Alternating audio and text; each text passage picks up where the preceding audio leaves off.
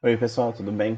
Hoje nossa aula será a aula 31, as redes urbanas e o crescimento urbano. Então, separem o material de vocês de estudo e vamos dar início. Primeira coisa, pessoal, que a gente tem que lembrar e entender é que o crescimento urbano, ele diz respeito ao crescimento da população urbana com relação à população rural e o crescimento das cidades. Então, quando a gente diz o crescimento urbano, a gente está falando sobre essa expansão das cidades e do crescimento da população que vive dentro das cidades, quando comparado com a população rural. Todo esse processo, dentro do nosso país, ele aconteceu no século XX. E a base de todo esse processo foi a industrialização e o êxodo rural, a saída das pessoas da zona rural para a zona urbana.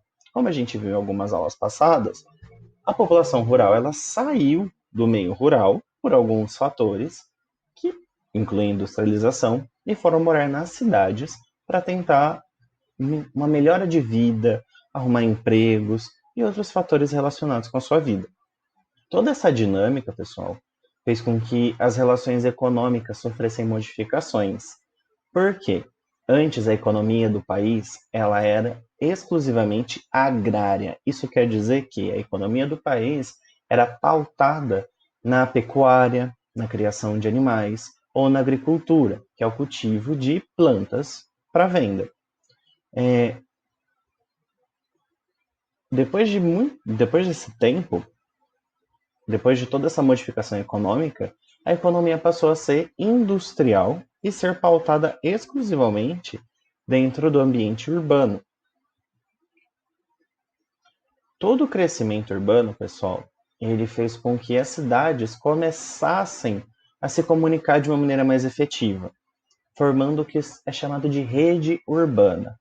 Essa comunicação que a gente diz é as relações de uma cidade a outra. Uma troca de produtos, uma empresa que está em uma cidade e emprega pessoas de outra, uma empresa que está em um determinado local e auxilia na produção, na oferta de empregos de toda a região.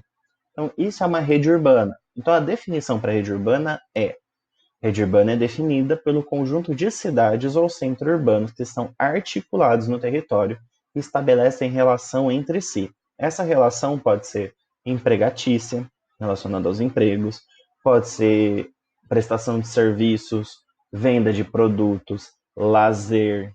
Isso configura uma rede urbana, essa relação entre as cidades.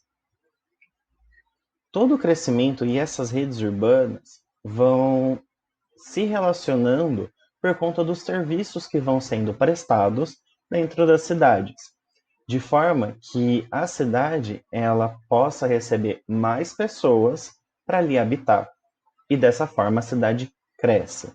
Dentro desse contexto, uma cidade que tem mais oportunidades de receber mais pessoas é uma cidade que vai expandir, como a nossa cidade, São José do Rio Preto, que tem um potencial muito grande para receber várias pessoas e ela está em constante expansão e sempre crescendo. Devido a essa variação nesses serviços, nos negócios, nas mercadorias, na infraestrutura e potência econômica entre as cidades, existe uma certa hierarquia. E o que é uma hierarquia? É quando existe alguém que é maior que comanda aqueles que são menores, ok? No caso das cidades, uma cidade que tem uma economia mais forte, uma cidade que tem mais poder econômico e mais poder político, ela está no topo da hierarquia e as cidades menores abaixo dessa hierarquia. Olhando para a classificação dessas cidades, pessoal, a gente tem as metrópoles globais, que são as cidades que têm uma melhor infraestrutura, e elas têm muita importância dentro da economia e na política mundial.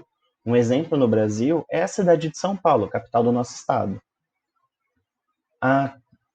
As metrópoles nacionais são aquelas cidades que exercem uma grande influência dentro do território do país, dentro do território nacional.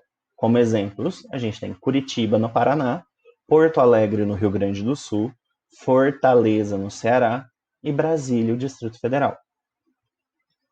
As metrópoles regionais são cidades um pouco menores, que elas são cidades grandes que exercem influência na região em que elas estão inseridas.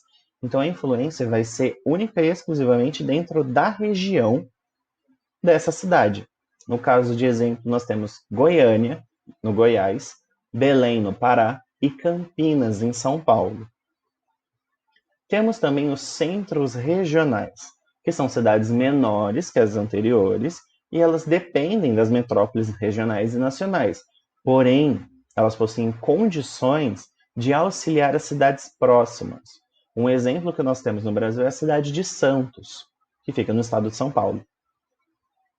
Depois nós temos as outras cidades, que são cidades de pequeno e médio porte, que atendem necessidades de pequenas cidades, de vilas, de distritos. Tranquilo por aqui? Vamos agora corrigir os exercícios. 1.